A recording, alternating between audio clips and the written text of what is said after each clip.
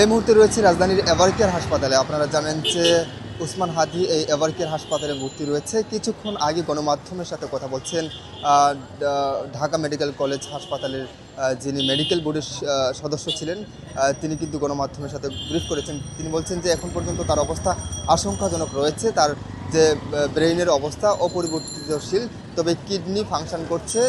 আর পাশাপাশি তিনি বলছেন যে তার যে ডান দিক থেকে যে গুলিটি লেগেছে বাম দিক দিয়ে বের হয়েছে, তবে একটা অংশ বের হয়েছে, তবে আরেকটা অংশ এখন পর্যন্ত মাথার ভেতরে রয়েছে।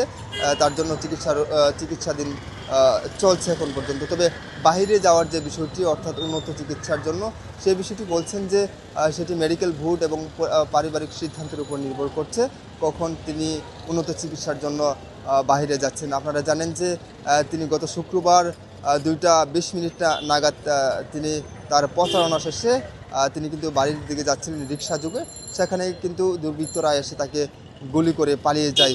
এরপরে ঢাকা মেডিকেল কলেজ হাসপাতালে ভর্তি করা হয়। পরবর্তীতে তাকে আরেকটু ভালো চিকিৎসার জন্য কিন্তু রাজধানীর এভারকেয়ার হাসপাতালে আনা হয়েছে। এখন পর্যন্ত সেখানে রয়েছে। তবে তার সর্বশেষ পরিস্থিতি এখন পর্যন্ত যেটি রয়েছে, তার অবস্থা এখন পর্যন্ত আশঙ্কাজনক। তার ব্রেইনের অবস্থা অপরিবর্তিতশীল রয়েছে, রক্তে জমাট বাঁধছে।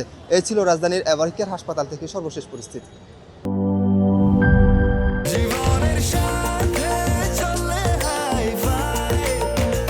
স্বাস্থ্যকর অল টাইম ফ্যামিলি কেক, সব সময় অল টাইম হেলদি লাইফ।